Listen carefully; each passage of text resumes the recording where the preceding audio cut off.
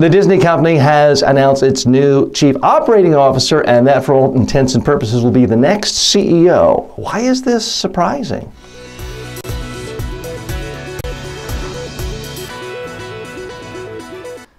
So here's the background, ladies and gentlemen. There's often huge intrigue in the CEO positions of major media companies. Sumner Redstone in his 90s is still heading Viacom. There's typically a messy transition in these handoffs. People just don't want to let go of all that power and all that fun.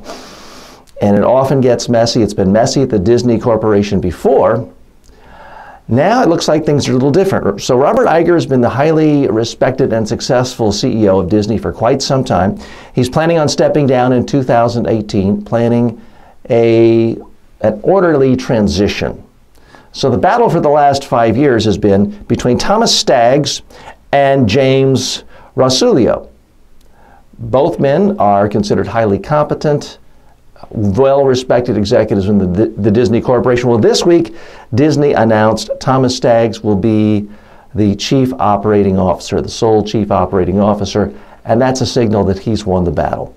A huge story about this in the New York Times today. Here's what caught my eye, because we're not typically concerned with corporate appointments here at Media Training Worldwide. But here's what caught my eye. A long-term observer of both men was quoted in the New York Times saying this, saying, quote, "Bob had an embarrassment of riches," implying the current CEO had a lot of good executives to choose from.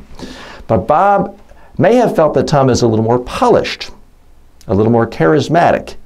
He has great presentation skills and is a little more Disney-like than Jay.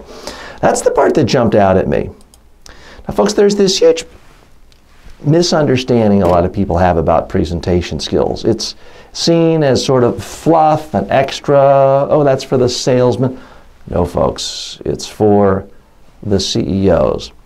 And a lot of very capable CEOs never reach their full potential because they fail to work on this one skill. Now, I'm not here to tell you just be a good public speaker. Just take my class for a day and you'll be CEO of Disney or any other Fortune 500 company. No, I'm not suggesting that. What I am suggesting is once you get to a certain level of success in any huge corporation, everyone you're competing with for the next rung or the highest rung is already smart.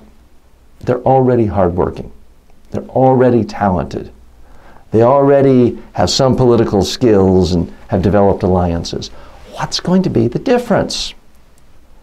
And the difference quite often is your speaking skills, your ability to speak on behalf of the entire corporation to all 100,000 employees, to the whole world, to the media, to all investors. It is this speaking skill.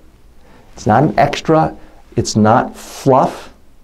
It's certainly not a soft skill. For any business executive looking at the bottom line, there is nothing more bottom line than getting that final job as a CEO. Because the difference between retiring as a senior vice president or a president of an operating division versus CEO of an entire publicly traded company that's a big company is the difference between retiring life as a very comfortable millionaire versus retiring life as a billionaire, if that sort of thing is of interest to you. So please keep that in mind the next time you have a decision of what skills to work on and whether or not you're going to spend another 2 hours redoing the words and the bullet points on your slide versus actually practicing and polishing your presentation skills. I'm TJ Walker.